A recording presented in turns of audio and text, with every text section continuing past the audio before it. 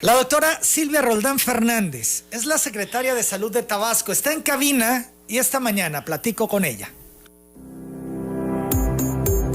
López de Antes, la firma de abogados, auditores y contadores más reconocida del sureste, presenta la entrevista con Emanuel Civilla. Buenos días, doctora. Feliz año. Qué gusto verle. Feliz año.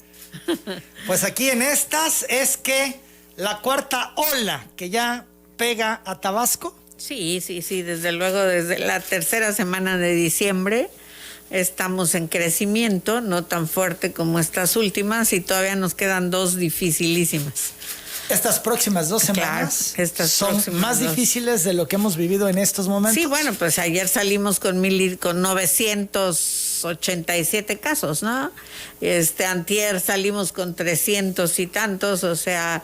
956 contagios ayer. 956 casos, claro. Entonces, un 63% se dispararon en Tabasco los contagios en tan solo 48 horas. Claro.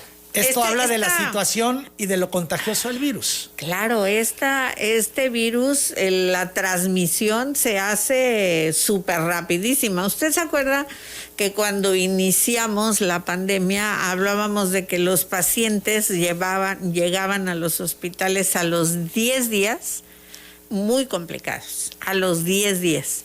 Cuando empezó a circular Delta, los pacientes llegaban a los 5 días muy complicados.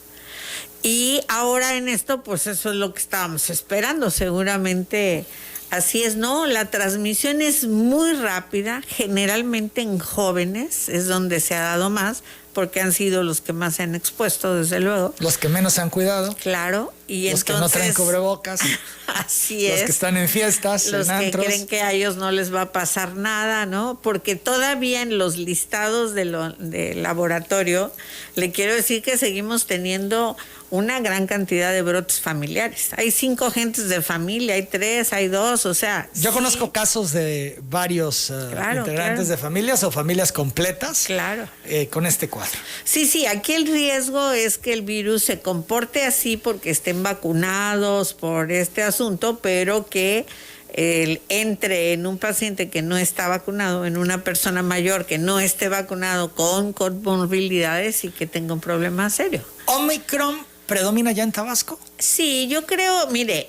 Porque decía que hay alrededor de 110 casos como sospechosos que seguramente van a ser Omicron. Son Omicron. Vaya, entre la sospecha que tiene el laboratorio. Nosotros trabajamos con kits específicos para hacer esta detección temprana del cambio de las mutaciones. Todos los sábados se corren, por ejemplo, todos los hospitalizados y se toma una muestra de todos los pacientes que se hacen prueba. La primera que sacamos fue de 4 sospechosos, que fueron los de Comalcalco y de aquí, uno de aquí, que no era de aquí, era de Reforma, pero que aquí se enfermó. No, se enfermó en Reforma y aquí lo captamos. Y después, a la siguiente semana, ya teníamos un volumen más alto, ¿no? Como de 20, una cosa, sospechosos. Después mandamos 50.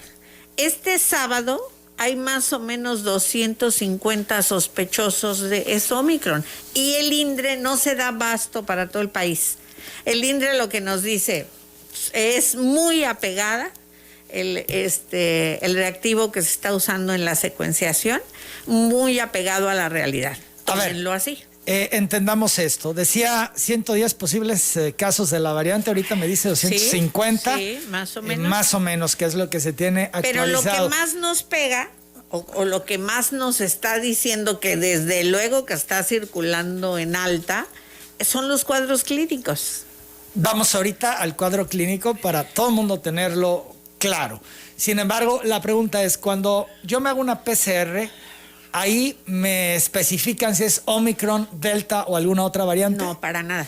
No puede, porque la prueba para saber si está mutando el virus es una prueba mucho más meticulosa. Se tiene que hacer secuencia de cada cadena del virus. No lo hacemos en ningún lado, solo en México. Entonces hay reactivos que le dicen, está la sospecha de que sí esté cambiando, ¿no? Pero por el cuadro clínico decía usted ahí se puede tener la certeza que es esta variante. Claro, el cuadro clínico no veníamos así, ¿no? Empezó, el cuadro clínico actual es de dolor de garganta. Ese es el principal síntoma, dolor de garganta.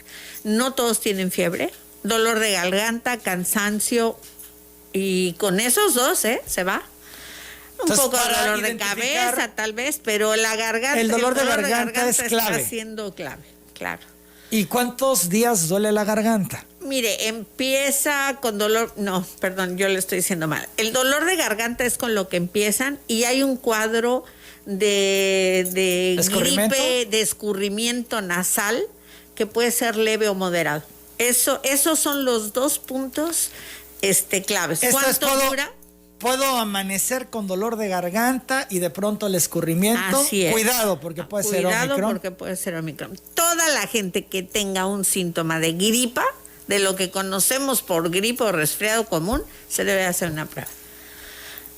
Para tener la certeza, porque está también la influenza. Claro, o se debe de aislar. Puede ser, yo lo decía ayer o antier, no recuerdo bien, que pues estamos en esta época de temperaturas bajas con mucha humedad, que es mucho más fácil el poder contraer un resfriado. Claro. Y que es natural y normal en esta época, pero con esto del tema del COVID y de la influenza, bueno, pues ya esa gripita pudiera ser Omicron o pudiera ser influenza.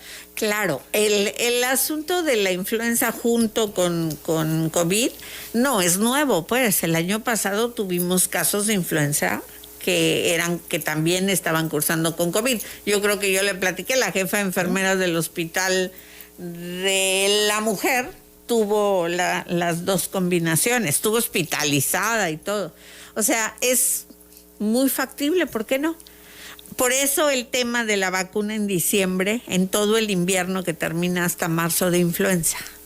En los mayores de 60 años y en los menores de 5 años, ese es el grupo blanco, aunque vacunamos a muchos grupos que tienen comorbilidad, que van a vacunarse, en fin, pero el tema es así, ¿no? Son las 8 de la mañana, 19 minutos. Entonces, repetimos el cuadro clínico para que todos estemos alertas. Inicia con dolor de garganta y de ahí viene escurrimientos. ¿Cuántos días esto? Más o menos le debe de estar durando el cuadro clínico. Fíjese, se quita el escurrimiento entre 3 y 4 días y después queda afonía o queda una molestia en la garganta nada más. Salen más rápido del cuadro, también. Ahora hablemos de eso. Sin embargo, decía usted, no necesariamente te va a dar fiebre. No. ¿Puedes tener fiebre o no? Así es, no necesariamente te va a dar fiebre. Y en estas circunstancias, ¿es conveniente tomar antibiótico? No. ¿Se debe tomar antibiótico? No, ni antibiótico, ni ningún medicamento que tenga cortisona. Eso es fundamental saberlo. Importante decirlo. Es viral, necesitamos paracetamol, observarnos un oxímetro al lado y eso es lo que tenemos que tener. ¿Y un antiviral? No, porque solamente que fuera influenza. Entonces bien, sí, pero si no, pues se toma el antiviral que no le hace nada, ¿no? Solito no le va a hacer nada. debe de quitar. Se debe de quitar. El cuerpo lo elimina. Así es. Bien, ahora vamos al tema de la duración. He escuchado, incluso el presidente me parece que el lunes, martes decía que dura 5 días. Digamos, el tema del contagio y otros 5 días como para dejar margen a ya no salir positivo. ¿Es así? ¿Tan rápido a comparación del primer COVID, por decirlo de alguna manera, que hasta 3 semanas, 4 semanas? ¿Se acuerda que usted y yo hablábamos con los semanas, cuadros? Una locura. El licenciado Adán Augusto estuvo también 3 semanas positivo. Sí, es decir, la PCR, que es la prueba de oro, la prueba molecular, empieza a la hora que usted monta la prueba, usted puede ver los virus desde el inicio de la viremia. Bien. desde el inicio. Entonces empieza a subir la curva, empieza a subir y luego empieza a bajar. Y usted con esa prueba que es tan sensible, ve hasta los últimos virus que hay, que ya no son compatibles con la infección. Ya son virus muertos, entre comillas, ¿no? Entonces la prueba, eso es lo que tiene. Fíjese, la prueba rápida, que todo el mundo dice, no, que les haga prueba rápida antes de entrar a no sé qué. La prueba rápida de antígeno solamente sirve si tiene síntomas. Si no tiene síntomas, no sirve porque no alcanza a medir la viremia como va creciendo. El paciente, la gente que tiene síntomas, se puede hacer la prueba rápida. Y es bien efectiva y no se tienen que hacer las dos. Si es positivo, es positivo. En la prueba rápida, si sale positivo, es positivo. Es positivo. ¿No da falsos positivos? No da falsos positivos. Bien. Puede dar falsos negativos, porque al inicio no ve la viremia cómo está creciendo. Sí, entonces el tema es, yo estuve en contacto con una gente muy cerca que tiene COVID, no tengo síntomas, no me voy a hacer prueba rápida, hazte un PCR. ¿Qué es lo que corresponde? ¿Qué es lo que te puede ver si está haciéndose un cuadro? En Estados Unidos, que están desbordados, allá los contagios fuera de control, igual que en Europa. En particular en Estados Unidos están dando la instrucción 5 días y regresas. Porque fíjese, ¿Por qué? el cuadro clínico está durando más o menos 5 días. Y a los 5 días que deja de tener síntomas, ya puede incorporarse a la vida. Bien, entonces, pues... No 14 días como antes. ¿Se acuerda que Claro. salimos de los 14 días, luego 10 días? Hoy la OMS dice, con 5 días de cuando deja de tener síntomas, se puede incorporar. ¿Y si eres asintomático?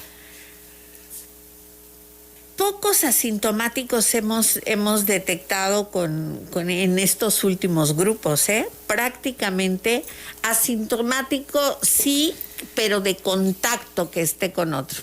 Difícilmente vamos a poder medir cuántos asintomáticos habrá, ¿no? Pero generalmente están teniendo, aunque sea un escurrimiento leve, una cuestión, claro que debe de haber, ¿no? En las familias, mucha gente dice, es que yo no tengo nada, a mí no me ha dado nada y estoy positivo. Bueno, pues el contacto directo.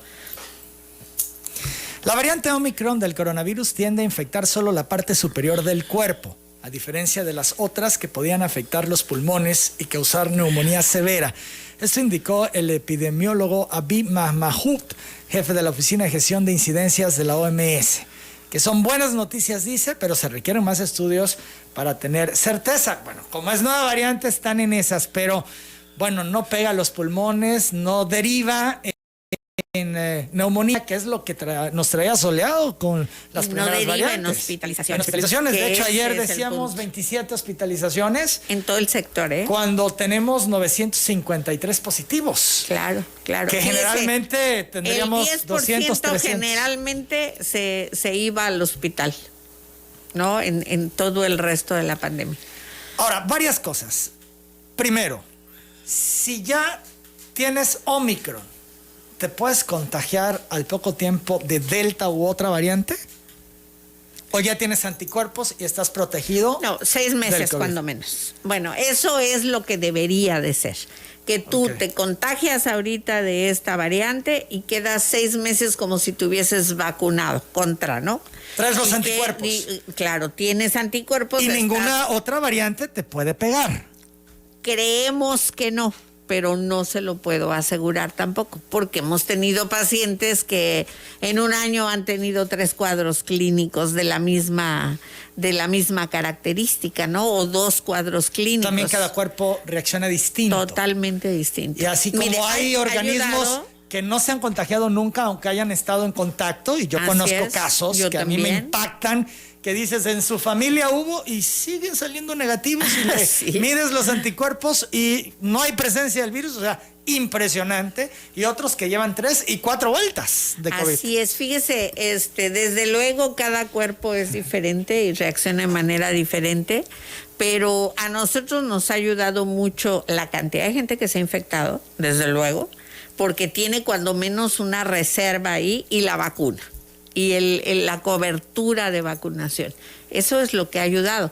No sé por qué en Estados Unidos ya están hablando de que los hospitales los tienen saturados. No sé si está vinculado con la cobertura de vacunación o no está vinculado. Hay una resistencia, sobre todo en gente que es afín al Partido Republicano, y lo digo republicano porque sí vale la pena ahí diferenciar los republicanos de los demócratas, que no creen en las vacunas y que dicen no me voy a vacunar, y no se vacunan, y bueno, asocian estas hospitalizaciones con ese segmento de la población. Hay estados como Nueva York, por ejemplo, que hace obligatorio para el sector público que estén que todo mundo que vacunado. Trabaje, si no, adiós, sí, sin claro. contemplación. Entonces, aquí es la pregunta clave. Si yo tengo mis vacunas, ¿me sirven de algo aunque sea nueva variante? ¿Me protegen de no agravarme el cuadro? Porque ya sabemos que no evita que te contagies. Desde luego que sí. Esto es absoluto, porque, bueno, pues ahí están los hospitalizados. Es muy importante que la gente esté vacunada para evitar cuadros graves, inclusive con Delta. Porque los cuadros graves que nosotros tuvimos en el hospital, solamente el 10% estaba vacunado con dos dosis, ¿no? El resto no, muchos no vacunados. Y por eso son más vulnerables. Claro, y tienen mucho más posibilidad de complicarse. Remarcamos entonces que no esté vacunado está en riesgo. Claro, así, en mucho riesgo. El que tiene vacunas tiene una gran posibilidad, claro, de no complicársele el cuadro en caso de contagiarse. Así es. Fíjese, lo comparto porque pues es una persona muy conocida, es un actor, es el actor mexicano Luis Gerardo Méndez. Él llamó a sus seguidores a aplicarse la vacuna al recordar el deceso de su padre por complicaciones del virus. En redes compartió una fotografía que dijo se tomó la noche que le avisaron que intubarían a su padre en febrero del año pasado. Podemos ver la imagen. Dice Luis Gerardo, el actor: nunca he llorado tanto en mi vida. El doctor nos dijo que tenía un 20% de probabilidades de salir adelante. En realidad esa noche yo sabía que no lo iba a volver a ver sonreír. 3 semanas después perdió la batalla contra el COVID. Así es lo que cuenta el actor, quien agregó que su padre no alcanzó la vacuna, por lo que llamó a todos los que tengan acceso a ella a que se la apliquen. Un caso que duele. Bueno, mire, yo creo que todos los casos de defunciones de pacientes duelen, todos, porque pues si uno se pone en lugar de las familias, a quien no le va a doler que se vaya un familiar. Y también yo creo que esta pandemia nos ha acercado mucho a todos a las pérdidas, ¿no? O sea, la única posibilidad que existe hasta este momento de no complicarse o de mejorar las cosas es vacunarse. El sacerdote Roberto Valencia, el padre Roberto Valencia, publicaba hace poco en redes sociales que en toda su historia como sacerdote nunca había asistido a tantas familias por decesos como en lo que lleva la pandemia. Está impactado, impresionado de lo que ha vivido, y eso nos da un parámetro de lo que está pasando. Sí, bueno, mire, nosotros hacemos análisis de todo lo que se notifica como código negro, ¿no? De estas personas que se quedan en su casa y que se van agravando y cuando piden una ambulancia para irse al hospital ya es demasiado tarde. Llegan las ambulancias y el paciente ya falleció, ¿no? O en la puerta del hospital. Ya no era momento de trasladarlo.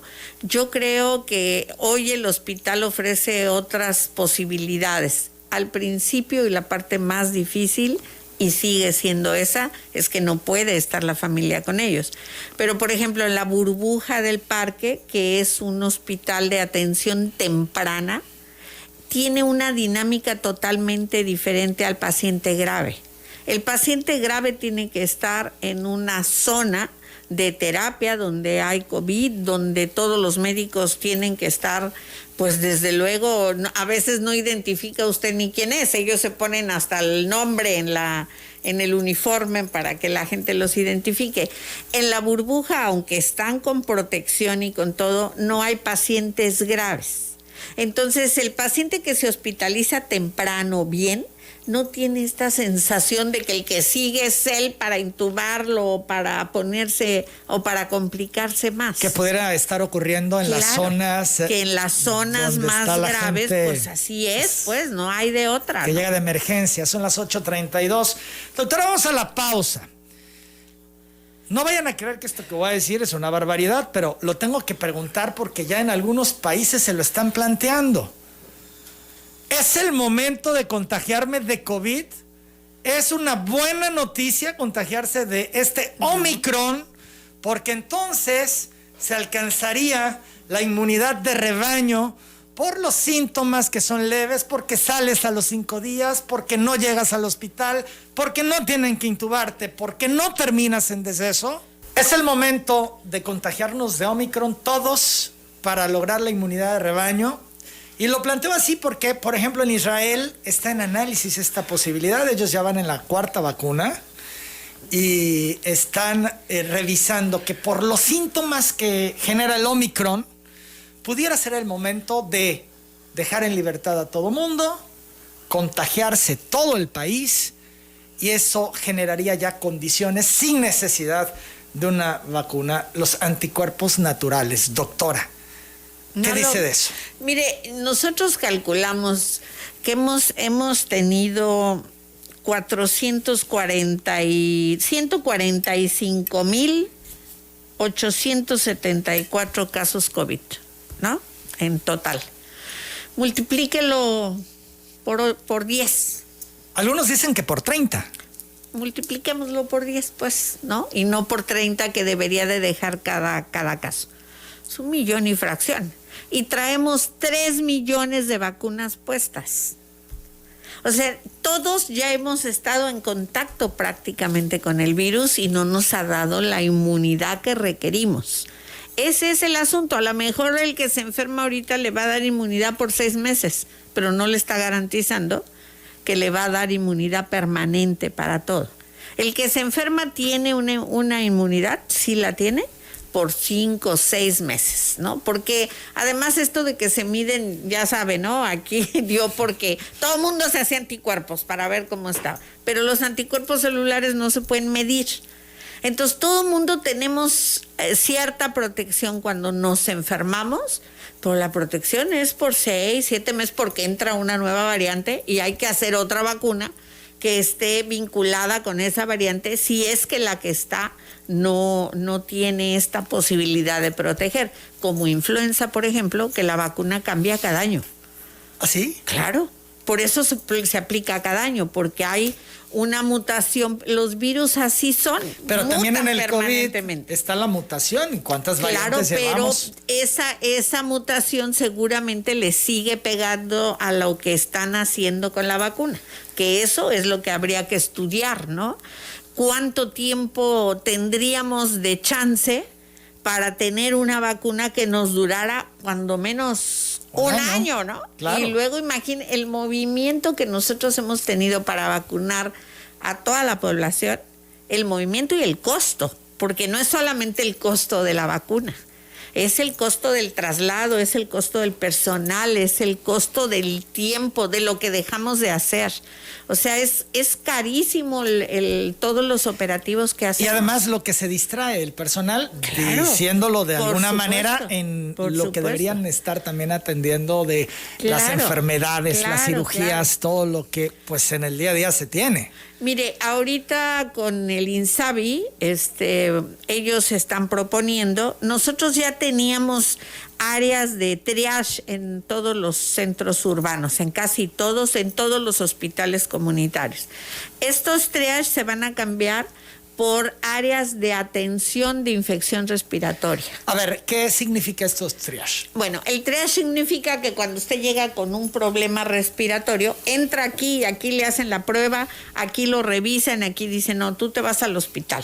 Tú sí puedes irte o tú te vas a tu casa y te vamos a observar.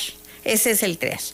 Ahora lo que queremos es hacer áreas específicas de atención respiratoria con pruebas rápidas, que ahí la gente pueda ir, se haga la prueba y ahí en 15 minutos le digan si es positivo o es negativo, que le podamos entregar un paquete con un oxímetro, con el tema del termómetro, con y paracetamol. 3 cosas o 4 cosas que se lleve a su casa y hacerle el seguimiento en su casa, el positivo. Hacerle el seguimiento como lo hacemos por teléfono, como lo hacemos con brigadas, ver cómo está la familia, etcétera, ¿no? Vamos a ver esto para que la gente no tenga que hacer colas para tomarse una prueba, pero insisto, son para pacientes con síntomas respiratorios. Entonces vamos a hacer en el centro, ya seguramente empezará a operar la semana entrante, en Tierra Colorada, en Gaviotas, en Luis Gil Pérez, en todas las cabeceras estas que tenemos como urbanas, como centros urbanos, a donde pueda ir la gente a hacerse una prueba y pueda recibir estos paquetes y entrar en vigilancia. Son las 8 de la mañana, 40 minutos, entran en vigilancia porque se van a su casa. Se van a su casa si no requieren otra cosa, ¿no? Y deben de estar aislados 5 días. 5 días aislados. Y ya después de esos 5 días... Una vez que se quitan los síntomas, 5 días aislados y salen. ¿Tienen que hacerse una nueva prueba? No debería, pero en todo caso, ahí sería mejor la prueba rápida, justo porque ya la prueba le valora si está activo o no está activo. Bien, ¿no? entonces, entendámoslo bien, tengo hoy síntomas, este es mi día 1. Sí, cuando inició con los síntomas. Y al 5.º día ya no tengo síntomas. Generalmente a los 5 días ya no tiene síntomas, sino es que un poquito... A ver, porque... Y por eso puedo ya regresar a mis actividades. Cuando usted se infecta, tiene 2-3 días previos a que le aparezcan los síntomas. Nosotros tomamos los casos que se reportan son por día de aparición. O sea, nosotros hacemos análisis de hoy hubo tantos positivos. Y cuando revisamos puntualmente en epidemiología, revisamos por el día del síntoma. Yo empecé el miércoles, ¿no? Entonces, a partir de ahí se cuenta, si empezaste el miércoles, tienes 2 días previos de haberte infectado, 2-3 días de haberte infectado, seguramente vas a estar 3-4 días con síntomas, se te quitan y a los 5 días te presentas a trabajar. Bueno, en total son 10 días. Con síntomas y luego 5 días sin síntomas. Bien, son las 8 de la mañana con 42 minutos. Doctora, dada la circunstancia de contagio, que ya está desbordada, vamos a decirlo así, porque además no nos cuidamos. No. Vaya, que si regresamos la película a diciembre, bueno, nos dimos gusto, ¿no? La gente estaba ya harta, eso es evidente, y no le importó. Vivió el momento, como dicen, y ahora pagando todo el mundo las consecuencias, ¿no? ¿Por qué? Porque pues muchos de todos ellos, de las reuniones familiares con amigos, han resultado contagiados. Tienen ya esta variante. Por la circunstancia que atraviesa Tabasco, en plena 4ª ola, nos dice usted, ya nos está azotando la 4ª ola. Vamos en ruta al confinamiento. Hacemos la pausa, regresamos. Doctora, yo le vi desde la primera entrevista muy angustiada, hace 1 año y medio puede ser, o un poco más. Le vi sumamente preocupada, sumamente desvelada, y así fue, muy cansada. Luego tuvimos alguna entrevista virtual cuando usted se contagió. Sí. Y se le veía mal, se le veía con los efectos del virus. Hoy la veo distinta, no la veo ni muy angustiada, Por lo menos esa impresión me da. ¿Está más tranquila? Sí, desde luego que sí. Bueno, el inicio de la pandemia fue terrible, pensar en que no tuviésemos opción para tener a los pacientes en los hospitales. Ese fue el tema más complicado. Y el segundo que entró, la vigilancia epidemiológica de la gente, que se creció enormemente. Y desde luego el hecho de que nosotros en la Secretaría de Salud habemos muchos especialistas en salud pública. Es nuestro momento, pues, digamos, entre comillas. La pandemia nos ha dado mucho conocimiento, nos ha dado mucho acercamiento con los clínicos, nos han enseñado los clínicos, pero también nosotros hemos enseñado a los clínicos una serie de cuestiones de salud pública, ¿no? Hemos tenido un equipo fuerte, tanto clínico como de salud pública en todas partes. Mire, los jefes de jurisdicción que tenemos, todos hicieron especialidad en salud pública. No hay ninguno que no tenga especialidad en salud pública. Y le quiero decir que en 3 años han descansado una semana los directores de los hospitales centrales, porque el tema era de hospitales centrales, era que no teníamos más que 10 ventiladores operando, pues, ¿no? O sea, la parte de compra de equipamiento, de pensar el dinero, ¿no? De dónde va a salir y cómo va a salir y cómo nos vamos a organizar, no poder hacer cuestiones de licitaciones porque no había tiempo para nada. Esta parte sí fue muy angustiosa, y muy angustiosa para los directores de hospitales y muy angustiante para todos, porque cuando usted a medianoche entra un chat y le dice, no tengo ventilador, ¿qué hace? ¿Qué hace el paciente? Ellos no tienen culpa de que no haya, o de que no haya ambulancia, o de que nada. O sea, se fueron dando una serie de cosas que hoy conocemos ya cómo estuvo, sabemos cómo organizarnos. Bueno, nosotros tuvimos 2,000 gentes contratadas, 2,000 gentes contratadas en los hospitales. El Juan Graham tenía 3 módulos cerrados. El Hospital de la Mujer tenía un piso cerrado. El Hospital de Comalcalco tenía un piso cerrado. Teníamos el Maximiliano Dorantes sin operar y se hizo hospital prácticamente. Es decir, la ayuda a mí me ha dejado mucho personalmente, y mis compañeros también, estoy segura que la experiencia que hemos tenido, por ejemplo, de trabajo con los militares, ¿no? Que al principio fue difícil, fue ríspida, pues, cuando nos ayudaron con los hospitales, y fuimos entrando y acabamos trabajando con equipo. Yo les admiro desde luego la disciplina, ¿no? Que ya quisiera yo que el general diga se hace así, ¿no? Y ahí no hay de otra, se hace porque se hace. Esta disciplina de veras la admiro.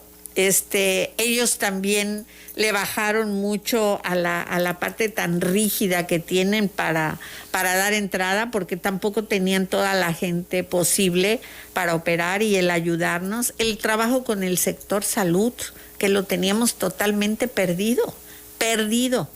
Sí, el trabajar con las instituciones parejos, y que si a mí me faltaba algo y ellos lo tenían, me ayudaban y yo los ayudaba. No yo, la Secretaría de Salud. Yo creo que hemos hecho un buen equipo, que hemos aprendido todos.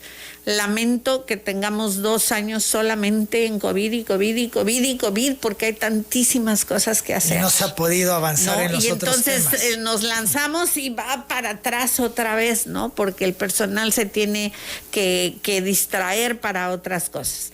Pero bueno, ahorita lo que estamos haciendo es la desconversión sigue. Los hospitales están trabajando en su ritmo. Esa es una pregunta que estaba ahí y que es muy importante. ¿No se van a reconvertir? No, en este momento no. Lo que está previsto para, en el caso de que subieran los hospitalizados, está previsto. ¿Qué son cuántas camas? Bueno, tenemos 965 camas. Cuando la primera ola llegamos a tener 780 hospitalizados. Sí, era de locos pensar. Y se acuerda usted que al principio teníamos 4 ambulancias en cola, se tardaba hasta 1 hora por entrar un paciente. Todo eso se fue mejorando y se fue mejorando. Bueno, el tema de las defunciones, por ejemplo, ¿no? Las áreas para conservar cadáveres, pues en los hospitales tienen tres espacios. Tuvimos que contratar termoquins, ¿no? Ahorita íbamos a soltar ya los termoquins, pero bueno, se hizo un acuerdo que se quedaran estacionados ahí sin costo, por si algo pasa, pero ya podemos ir sacando una serie de cosas a las que eran necesarias en su momento. Entonces, con todo este contexto, no vamos al confinamiento. No, yo creo que el confinamiento fue una estrategia que ya debe de pasar, que tenemos que apostarle a la gente y a la responsabilidad de la gente. Eso no quiere decir que la economía no pueda apretarse, porque cuando usted se le enfermen 3 gentes de aquí, se tienen que ir. Claro. Sí, y bueno, vea lo que está sucediendo con las aerolíneas, ¿no? 2,000 vuelos en Estados Unidos cancelados porque no hay tripulación. Porque no hay tripulación, porque están enfermos. Eso puede suceder en todas partes. En la Secretaría ya definimos otra vez horarios, ¿no? Ya no todos al mismo tiempo, otra vez unos en la tarde, otros en la mañana, otros en la casa, para poder, en las partes administrativas.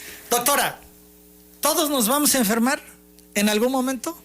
Yo creo que eventualmente sí, que seguramente quien no se ha enfermado ya tuvo contacto y no desarrolló una viremia importante, pero pues yo creo que sí, ¿no? Que es inevitable. Que no va a haber de otra, así es.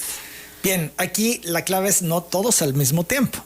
No todos al mismo tiempo y desde luego, mientras la sorpresa con Omicron era todo lo que decía, porque la propia OMS decía que los hospitales y que esto y que aquello, claro que la tensión se empezó a poner difícil. El presidente de Estados Unidos salió al paso, Joe Biden, y dijo, a ver, ya no alarmen. Claro, haciéndole un reclamo a la OMS, ya no alarmen de más a la gente, porque los cuadros que se están presentando no son como ustedes los están pintando.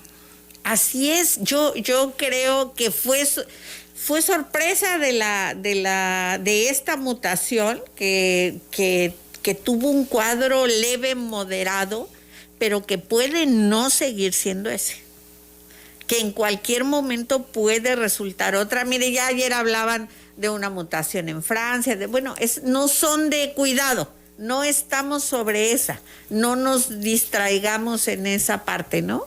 Pero bueno, Omicron ha sido mucho más benigno que otros. Entonces, la primera buena noticia es no confinamiento. La otra pregunta es, ¿transitaremos al semáforo?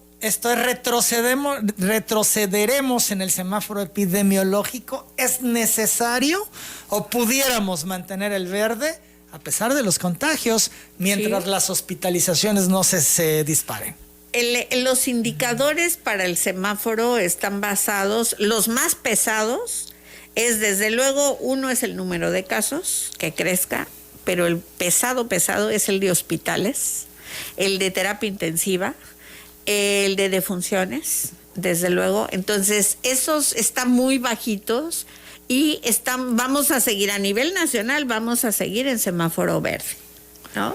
Vamos a ver cómo se comportan estas 2 semanas para definir, pero el cambio del semáforo epidemiológico va pegado a acciones que se tienen que hacer, ¿no? Entonces, de momento, ni suspender clases, no, ni suspender eventos. No, bueno, depende. Los eventos no pueden ser en zonas cerradas. Si van a hacer un evento, tiene que ser en zonas abiertas. Los protocolos para eventos se están checando permanentemente y no pueden meter, depende del espacio que tengan, las mesas tienen que estar o la gente tiene que estar con espacios entre ellos. Los aforos en los restaurantes 75% como estamos. Bien, entonces la noticia también es no se van a clases virtuales, se mantienen las clases presenciales. Sí, yo creo que usted platicó aquí con la secretaria de Educación, ¿no? Sí.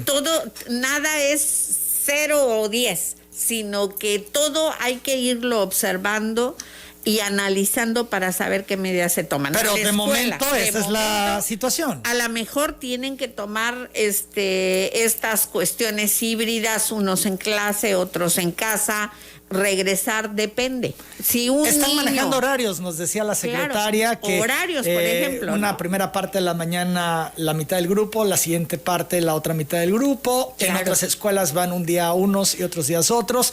Pero el Claro. tema de la clase presencial, porque también eso están derivando en problemas de salud mental, en problemas emocionales, Muy psicológicos serios. para los niños, para los Claro. adolescentes.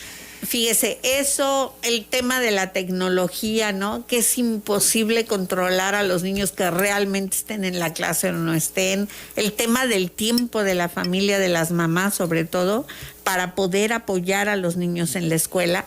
Si nosotros teníamos una deficiencia de calidad en estas cuestiones, la calidad en México se va a venir abajo, pues. Es muy importante regresar a las clases presenciales. Y lo más importante es la ayuda, sobre todo de los papás. El primer filtro está en la casa. Cualquiera que tiene un cuadro respiratorio no debe de ir a la escuela.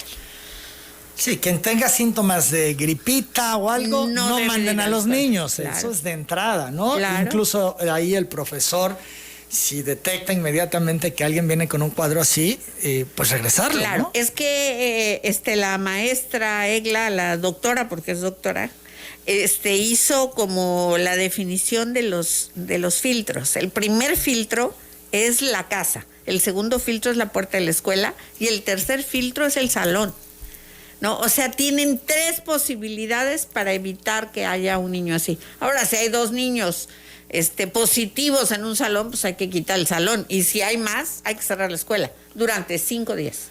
Y 8. después otra vez. 8 de la mañana, 58 minutos. Entonces, en estos momentos, y a pesar del número de casos que se estima seguirán incrementándose, seguimos en verde, 2 semanas.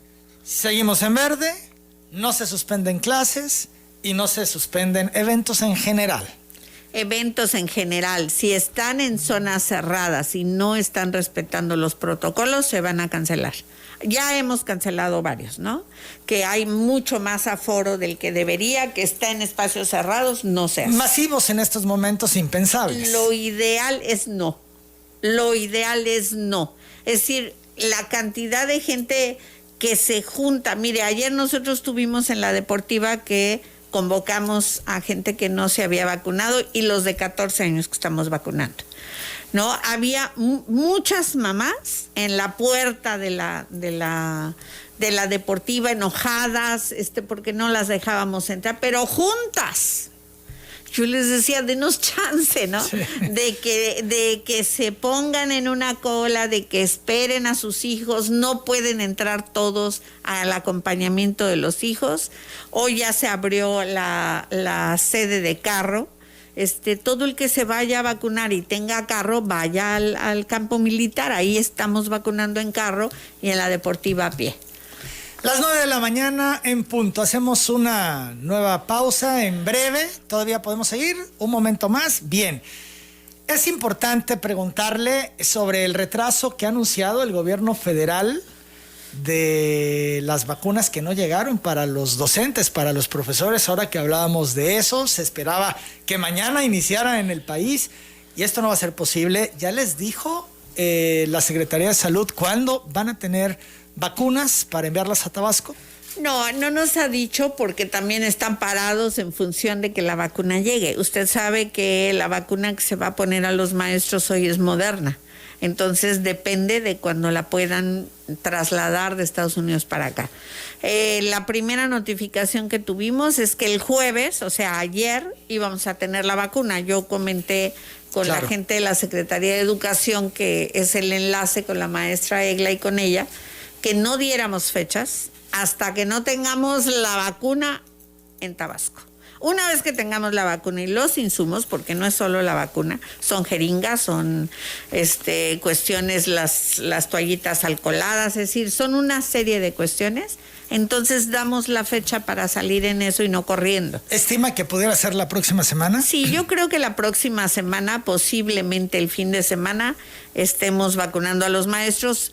Es una recomendación bien importante a los maestros. Si se pusieron una dosis, porque fueron a ponerse una dosis, porque se inscribieron en la otra plataforma, por lo que sea, les rogamos que se apliquen la vacuna con 6 meses de tiempo, ¿no? No tiene caso que se apliquen una doble vacuna si no tienen 6 meses de haberse aplicado la última. Las 9 de la mañana con 2 minutos. ¿Deben vacunarse los menores de 12 años? Ese es un debate que hay, que se ha definido ya en algunos países, en Israel, en Estados Unidos, en Chile, en fin, en varios lugares se ha determinado que sí deben vacunarse a los menores de 12. En México como que hay resistencia, como que no se quiere o no se puede. ¿Qué dice la doctora Roldán? Vamos a la pausa, regresamos. Los menores de 12 años deben recibir vacuna, como está ocurriendo en otras partes del mundo, doctora Roldán. Mire, yo no le podría decir si ya todos los estudios salieron de que deben de recibir vacunas. Lo que yo personalmente creo y lo que hemos visto en la evolución de las vacunas es que seguramente sí, que tiene que ir bajando el grupo de edad. Esto es cuestión de conseguir vacunas. Y bueno, pues la pandemia en el mundo tiene que ir mejorando y lo justo sería que mejorara al unísono, pues, ¿no? Al mismo tiempo. En África la situación es gravísima, en la India incluso, que producen vacuna. Es decir, yo creo que hay todavía muchos países en que no tienen coberturas buenas de vacunación y eso nos afecta a todos, no solamente a los que viven allá. Porque en ¿no? estos países donde no tienen acceso a las vacunas, se derivan las variantes. Claro, pues que nos van a llegar, claro que y que nos van a afectar aunque yo esté vacunado. Claro. O sea, lo decía el Papa, lo insistía el Papa Francisco. Que tenemos, yo creo que verdaderamente todo el mundo debe de ayudar a los países pobres a que se vacunen, o no tan pobres, pues, pero que no han tenido el acceso a las vacunas. Mire, cuando se hizo la primera campaña de vacunación de polio para todos, el tema era impresionante en países como África, que todavía tienen poliomielitis. O sea, no es justo para los niños y para la gente que unos países como Estados Unidos, por ejemplo, que tiene acceso, o como Israel, que tiene acceso, pues empiece ya a vacunar la 4ª dosis o empiece a vacunar a los niños menores. Bueno, pues esto es cuestión de tener la vacuna. Yo creo que ayer se abrió ya la plataforma de 40 a 59 años para el refuerzo. Va a ir bajando y seguramente ya estamos vacunando niños de 14 años cumplidos. Sí, seguramente va a bajar, pero es acceso a la vacuna. Un tema, el cubrebocas. Sí. Ante el creciente impacto de la variante Omicron, que es más contagiosa que las anteriores del coronavirus, incluyendo Delta, expertos están recomendando usar cubrebocas que brinden mayor protección y evitar los de tela. Uh-huh. ¿Qué dice la doctora Roldán al respecto? Pues mire, a mí me parece que el tema es no aspirar los virus, ¿no? Lo que le ayude a no aspirar los virus. No tengo una notificación específica del tema del cubrebocas. Yo uso cubrebocas de tela de 3 capas, ¿no? No se ve delgadito, de 3 capas es que lo uso. Me es más cómodo porque me es más cómodo. Y yo personalmente me los cambio prácticamente diario, porque además los uso de colores, entonces, bueno, puedo cambiarlos diarios. Aquí el tema es no traer un cubrebocas de tela que te dure 15 días, imposible, ¿no? Si así es, pues entonces mejor el desechable, que tiene un gasto, porque hay que comprarlo, y se tira, ¿no? Entonces yo creo que es una cuestión, no tengo una notificación oficial que diga prohibidos los cubrebocas de tela, no lo tengo. Son las 9 de la mañana, 8 minutos. ¿Qué dice la OMS sobre Omicron? Vamos a escuchar. El director general de la Organización Mundial de la Salud, Tedros Adhanom, hizo un llamado a la población para continuar aplicando las restricciones sanitarias necesarias para disminuir el número de contagios por COVID-19 y aseguró que Omicron puede ser una variante menos grave, pero no leve. Omicron parece ser menos grave que Delta, especialmente para aquellos ya vacunados, pero no significa que debamos categorizarlo como leve. De la misma forma que variantes anteriores como alfa, beta, gamma y delta, Omicron sigue matando gente y conduciendo hospitalizaciones. De hecho, el maremoto de casos es tan abrumador que los sistemas sanitarios alrededor del mundo se encuentran sobrecargados. Los hospitales no cuentan con el personal suficiente para poder enfrentar esta carga, lo que además no permite evitar muertes prevenibles, no solo de COVID-19, sino también de otras dolencias que no pueden recibir el tratamiento adecuado. Detalló que la tasa actual de vacunación marca que al menos en 109 países no se ha alcanzado el objetivo de tener inmunizada al 70% de la población mundial antes de julio y recordó que se debe seguir impulsando este proyecto para poner fin a la pandemia por coronavirus. La esencia de la disparidad es que algunos países están procediendo a una cuarta vacunación, mientras que otros ni siquiera han podido vacunar a los trabajadores sanitarios y aquellos que se encuentran más expuestos. Refuerzo tras esfuerzo en algunos pocos países no le pondrá fin a la pandemia mientras haya millones de personas sin protección.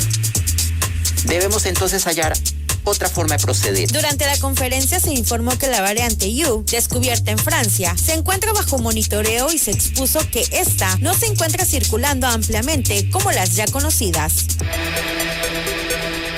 Eso dice, por un lado, el que está encargado de la OMS. Sin embargo, en su informe epidemiológico, la Organización Mundial de la Salud dio a conocer que del 27 de diciembre al 2 de enero los fallecimientos por COVID disminuyeron un 10%, a pesar de que los contagios de la enfermedad han aumentado en 70%. Entonces, como que no cuadra lo que reportan estas tablas que presenta la OMS y lo que dice el secretario general de esta organización. Tampoco cuadra con lo que está pasando en los distintos países. Ni se ve saturado el sistema hospitalario, ni se pone a esconder a los muertos.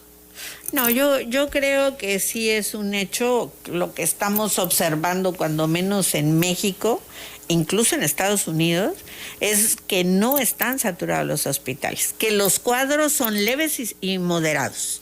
No tenemos cuadros severos.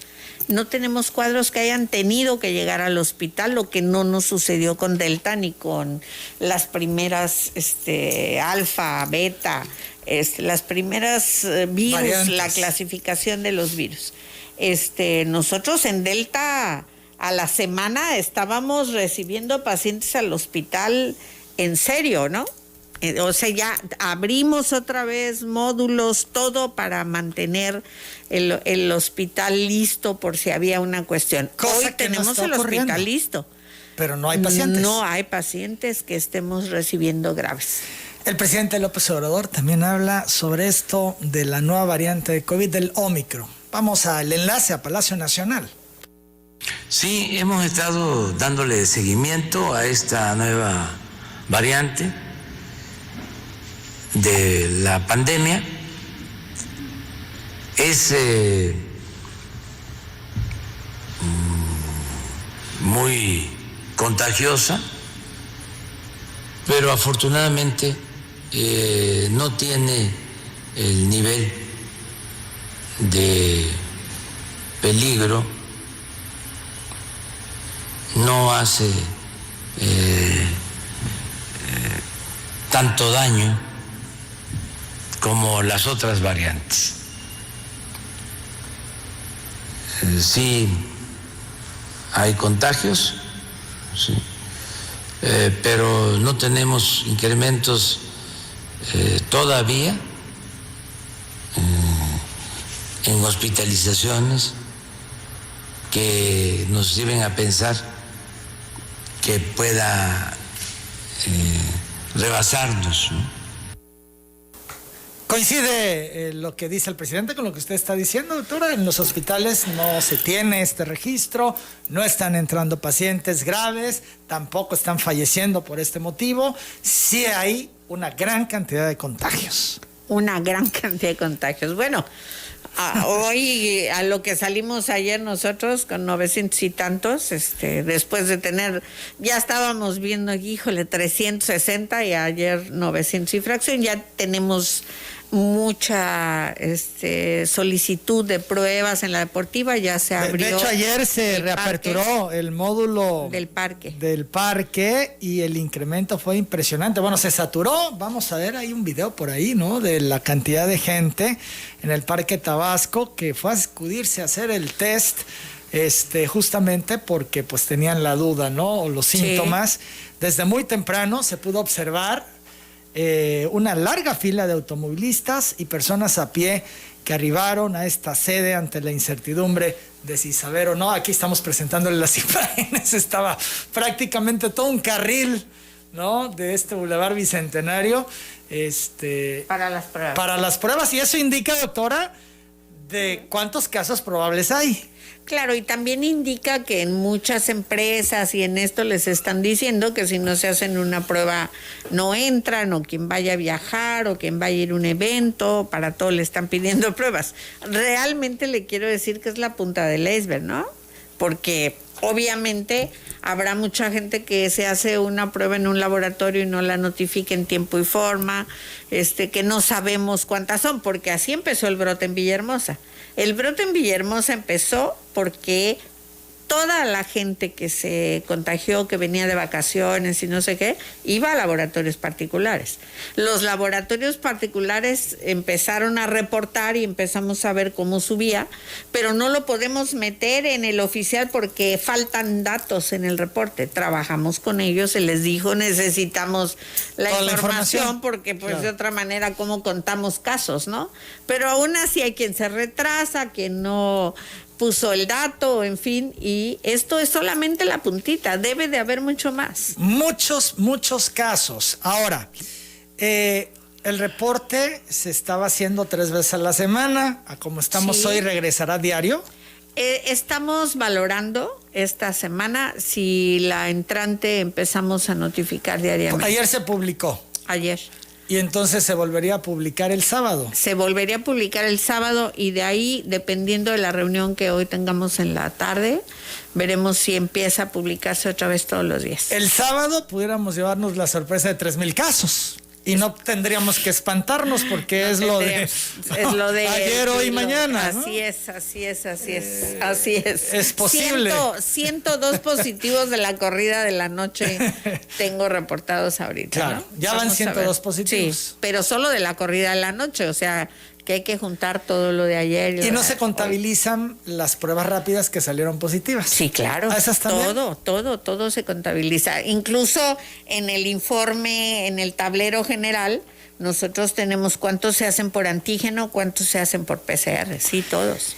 Ante la alta demanda de jóvenes y adultos rezagados para recibir la vacuna contra el COVID en el módulo instalado en la Ciudad Deportiva de Villahermosa, se ha determinado que hoy se habilite otra sede para evitar aglomeraciones, era lo que nos comentaba, ¿no? Sí, vamos a abrir los centros urbanos para la toma de muestras como módulo.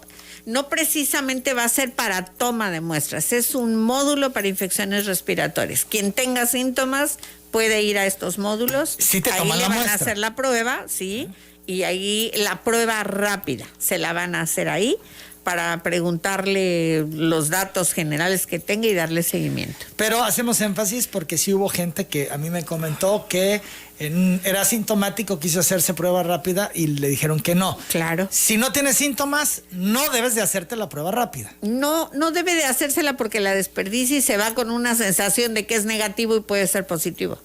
La prueba rápida PCR. no da falsos negativos, no da falsos positivos, da falsos negativos. Ante el inicio de la cuarta ola, el director del Seguro Social, Zoe Robledo, indicó que hasta el momento cuentan con una disponibilidad hospitalaria del 65%. Se mantiene la tendencia. No está llegando la gente a hospitalizarse por COVID. Así es. Ese es un tema. Ahora, se ha dado ayer también a conocer las colonias con casos COVID de Centro, Nacajuca y Cárdenas. ¿Sirve de algo tener esta información? Mire, sirve para que la gente sepa, pues, que dónde andamos y si hacemos fiestas y si algo le puede ser útil a la gente, porque al principio nos preguntaban mucho que de dónde y cuál era la colonia que estaba más caliente y no sé qué. Bueno, pues ahí está, ¿no? En el caso de Centro, en la zona 1, hay 19 casos activos distribuidos en Anacleto, Canaval, Primera y Tercera, Ejido Dos Ceibas, residenciales El Country, Claro. Las Hadas, Las Puertas, Valles del Jaguar y Zafiro, y los fraccionamientos Flores del Trópico y Sol Campestre, toda esta parte del Bicentenario, ¿no? El corredor Bicentenario. Toda esa parte. ¿No? Del country y toda esta Así es. zona. Bueno, en la zona 2 señaló que es la colonia Centro, donde hay casos activos. En la zona 3 también hay 16, ubicados en fraccionamientos Blancas Mariposas, Colonia Villahermosa, Diamante, Fovisto 1 y 2, Guadalupe, Guayacanes, La Gloria, Jardines del Sur y Villa Las Fuentes, así como en el residencial Centrópolis y Colonia Plutarco Elías Calles. En Centrópolis también hay casos detectados. Estas son las zonas donde se confirma que el virus está activo.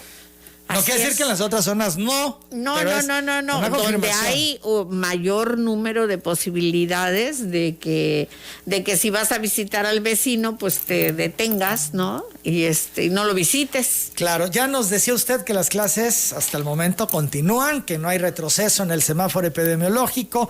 El rector de la UJAD ayer, Guillermo Narváez, decía que las clases siguen en firme para el 14 de febrero. El ciclo escolar inicia el 14 de febrero y está planteado que si la Secretaría de Salud así lo determina, vamos a iniciar presencial. Así En el está caso de los programado. nuevos ingresos, ¿entrarían por completo todos o van a ir de manera escalonada? Todos. Si Salud nos dice no hay ningún problema, estamos verdes, estamos preparados, vean los salones, estamos preparados para iniciar presencial. Lo que sucede es que no tenemos algunas aulas equipadas para que pueda ser híbrido. Entonces quizás puedan existir algunos grupos muy numerosos que rebasen los espacios y a lo mejor esos podrían trabajar de manera híbrida, pero eso ya lo determinarán cada profesor de acuerdo a las características de cada uno de los grupos, pero nosotros estamos preparados. Bien, es lo que dice el rector. Evidentemente están siempre en coordinación con la Secretaría de Salud. Si llegara a haber de aquí a febrero alguna otra instrucción, pues ya lo informarán, pero hasta el momento las clases se mantienen presenciales para la UJAD a partir del 14 de febrero. Así es. Pese al incremento de contagios generalizado, el Politécnico Nacional también informó que mantiene previsto retomar clases presenciales el 31 de enero. Esto es, este virus no está modificando nada, aunque en algunos estados sí que a mí me llama la atención.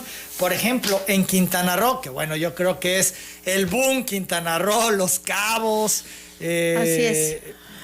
Vaya, estas ciudades turísticas, Cancún, ¿no?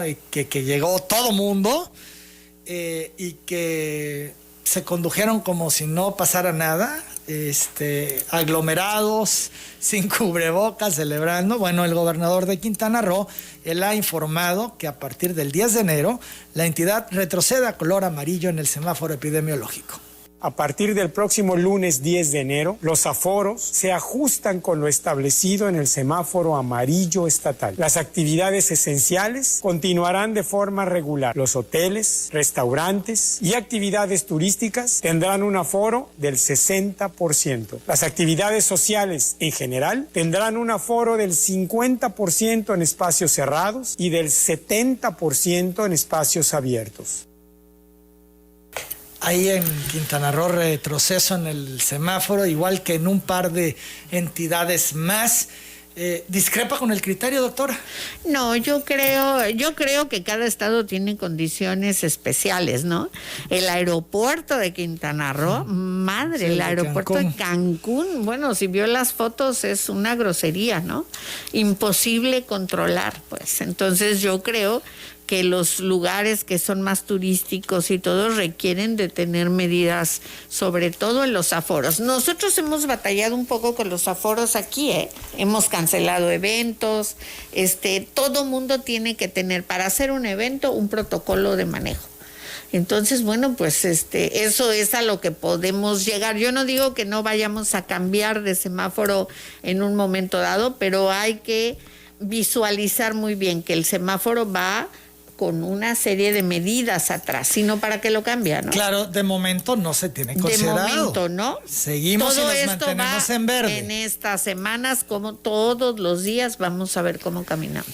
Lo podría detonar, ya lo decía usted, que se disparara la atención hospitalaria. Claro, o que triplicáramos los casos y este asunto, bueno, pues entonces tendríamos que valorar con el gobernador las medidas que se tomarían. A propósito de Cancún, luego de que un grupo de influencers canadienses protagonizaron una fiesta en un vuelo charter entre Montreal y Cancún el 30 de diciembre, este jueves se dio a conocer que dieron positivo a COVID. Estamos viendo las imágenes del vuelo. Bueno, pues era fiesta era un antro que no, era que un antro. hasta la lucecita de neón del avión lo generaba así propicio para como antro, ¿no? Y mire, dicen que son bien educados. Los canadienses, ¿no? Sí. ¿Qué podemos hacer? Imagínese. Sí. Parecía que estaban en un disco. Estamos viendo las imágenes. Quienes siguen esta transmisión en redes están observando. Bueno, pues dieron positivo, pues ¿qué esperaban, no? ¿Qué esperaban? Fumando, tomando, bailando, en la pachanga, todo en el vuelo, pues se les ha ¿Fumando hecho, en el vuelo también? Fumando en el vuelo. Sí, se les ha de está. haber hecho breve el vuelo de Montreal a Cancún. Bueno, pues ya está metido hasta el presidente, ¿no? Sí, ha salido el presidente Justin Trudeau a decir que se va a hacer una investigación y que pueden haber sanciones, porque bueno, eso es un escándalo mundial, ¿no? Son las 9:25 a.m. Doctora, el director del CECITE, Miguel Ángel Contreras, anuncia que da positivo al COVID. Son varios funcionarios ya que pues están en estas, ¿no? Sí, pues, ¿en dónde andamos? Sí.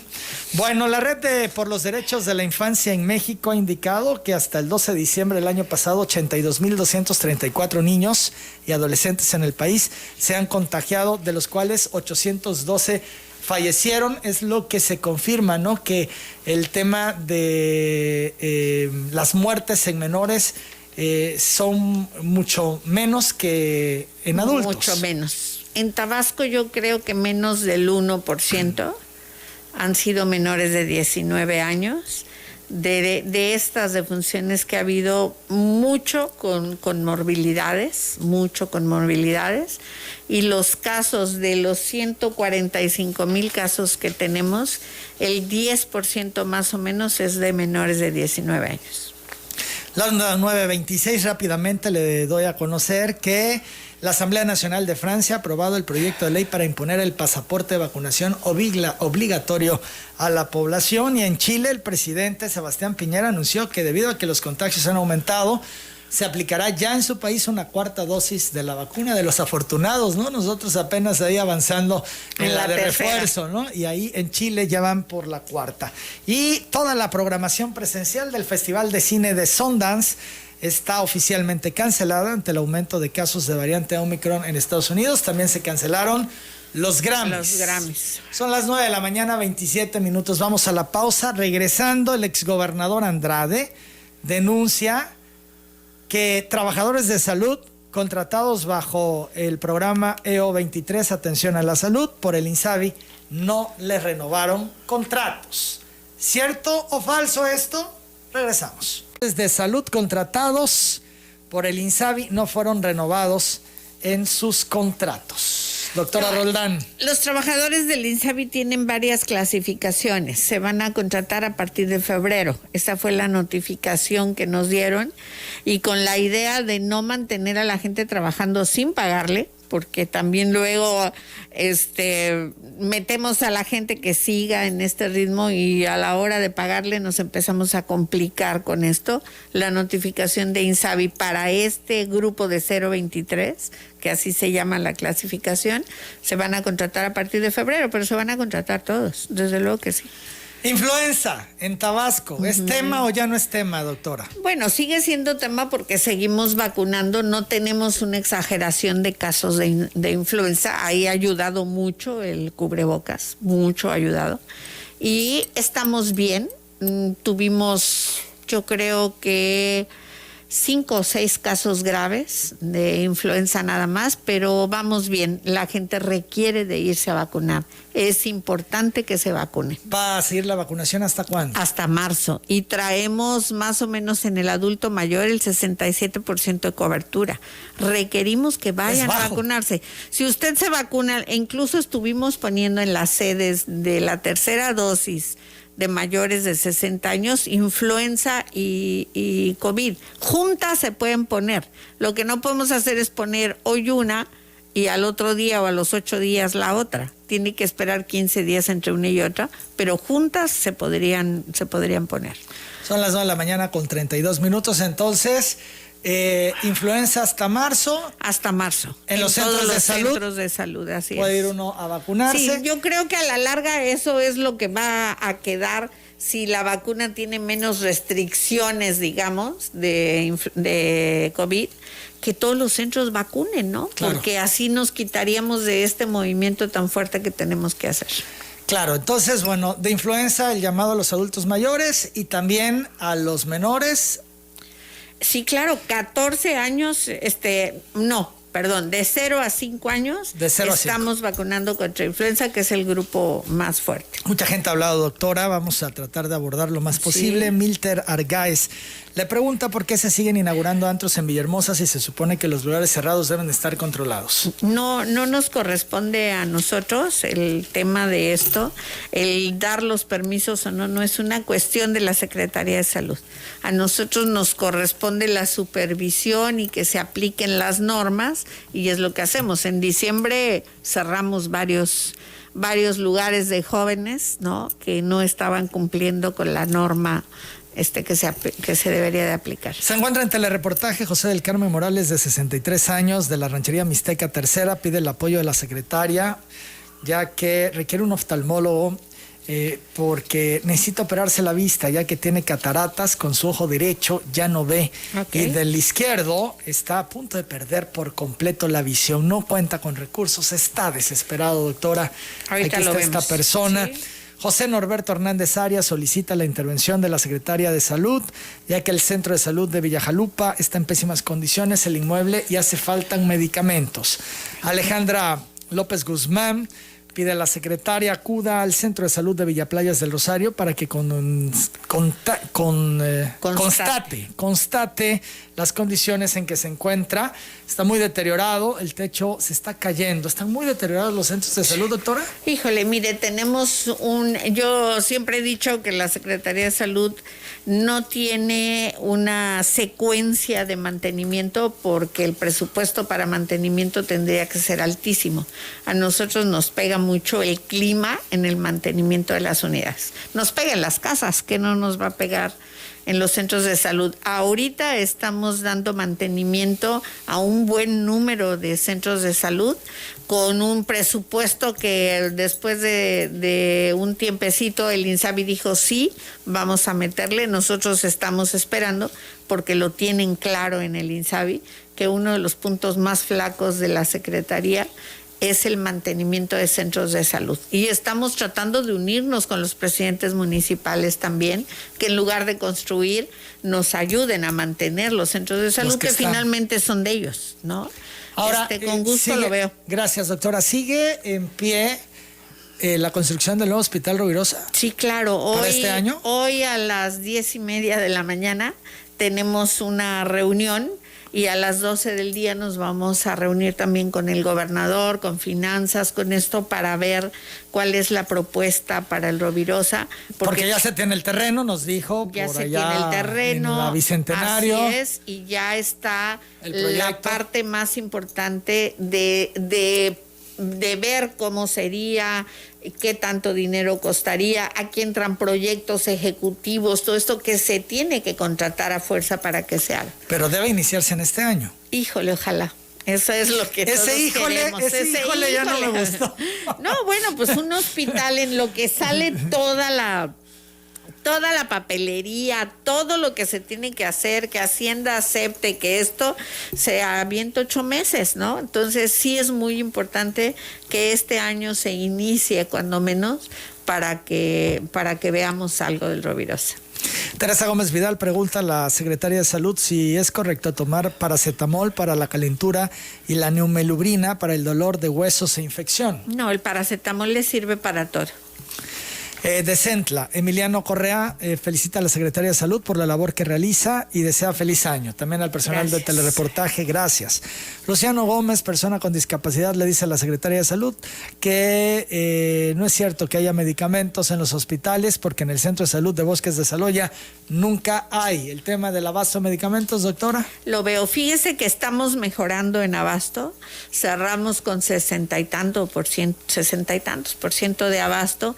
Ahorita estamos recibiendo medicamento y además estamos haciendo una alianza, como determinó Insabi, el presidente de la República, con el Ejército para el transporte de los medicamentos hasta los centros de salud. ¿La logística es la clave y hoy el problema o el mayor reto? No, el mayor reto es la llegada de los medicamentos. Sí, la logística, ¿sí? Por eso. Claro, o sea, la llegada, porque a usted le puede llegar el medicamento, el paracetamol, pero a lo mejor le llegan 10 cajas en lugar de 300 que necesitaba, ¿no?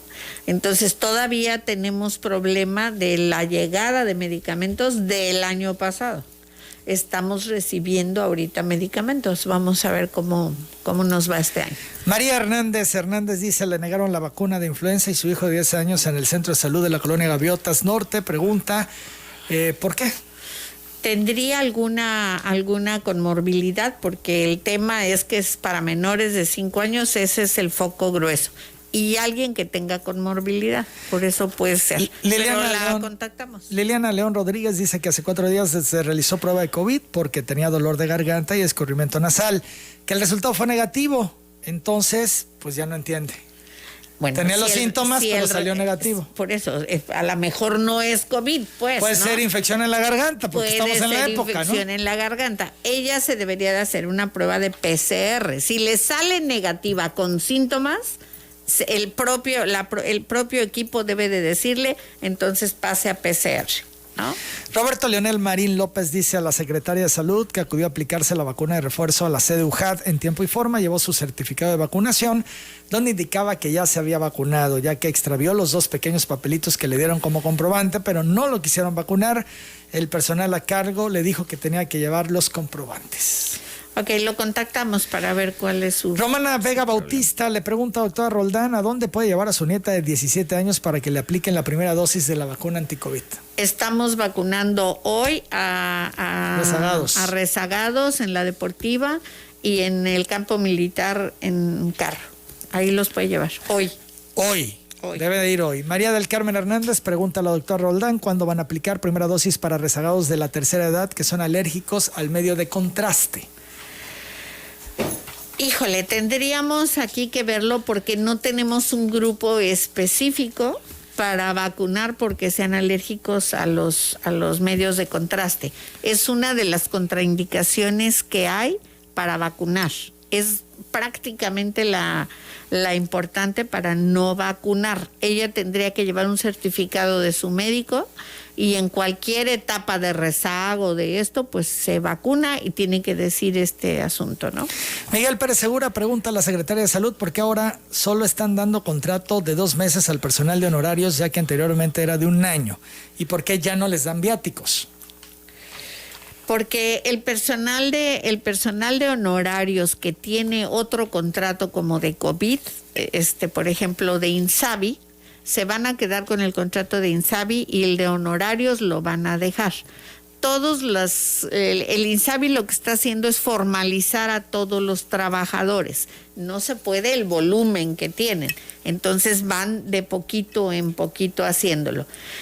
Habría que ver cuál es la condición de Miguel Pérez. Lo contactamos para ver cuál es el asunto. Las 9:40 a.m. Doctora, tengo otras muchas llamadas, pero me tengo que ya ir a la pausa. Okay. Se las entrego todo, claro. Vienen con teléfono para que usted pueda revisar cada una de ellas. Yo le agradezco siempre la disposición de venir a platicar con nosotros a Telereportaje. Quisiera un mensaje final a la población en función del momento que estamos viviendo con Omicron en Tabasco. Sí, yo le agradezco a usted la invitación. Siempre sirve mucho estar en contacto con la gente y que tengan la información.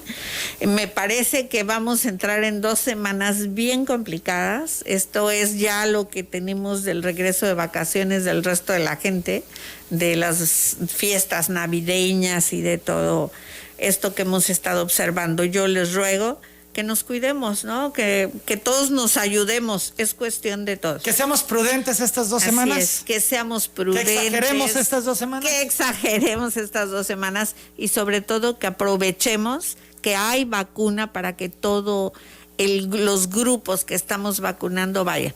No lo va a creer, pero de repente tenemos todavía de rezago de 60 y más en tercera dosis, 200 dosis diarias, no puede ser, pues, o sea, tenemos más de 2 semanas de estar vacunando ya rezago, más de 1 semana, y seguimos vacunando rezago. Es el momento de aplicarse la vacuna, ¿sí? Esa es la clave, pues, más importante que tenemos. Doctora Roldán, muchas gracias. Al contrario, muchas gracias. Yo hago la pausa. usted. Al regresar, el presidente anuncia que estará en Tabasco este 16 de enero. ¿A qué viene? Ahora les digo.